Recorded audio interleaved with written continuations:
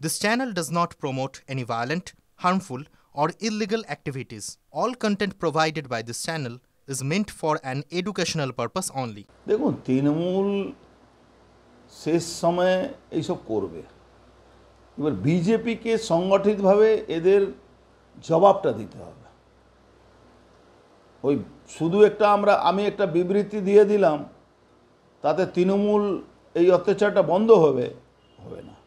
মাঠে নেবে, লড়াই করতে হবে। যেভাবে এটা তৃণমূলের লোকেরা বিজেপি কর্মীকে মেরেছে, তার বাড়ি লোক কান্নাকাটি করছে, দুদিন পরে কান্নাকাটি বন্ধ হয়ে যাবে। আমি বা আমার দলের লোকেরা গিয়ে একটা মালা পরিয়ে দিলাম, আমাদের কাজ শেষ, এরকম হবে না, হওয়া উচিত না।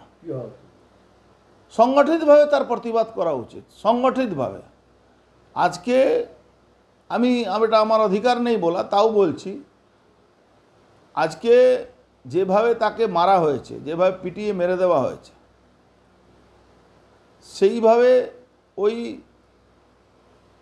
যে নদিয়া,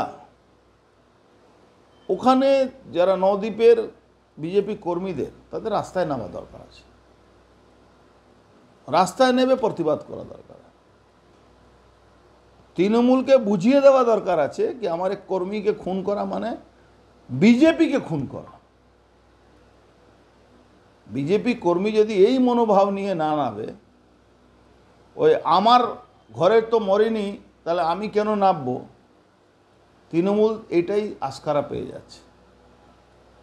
এই আস্কারাটা বন্ধ করতে গেলে বিজেপি কর্মীদেরকে রাস্তায় যে ভাষায় তৃণমূল বুঝছে সেই ভাষায় তাকে জবাব দিতে হবে।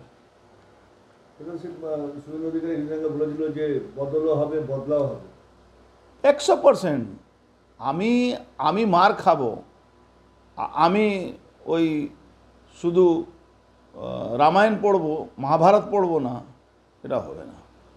আমাকে রামায়ণও পড়তে হবে, মহাভারতও পড়তে হবে।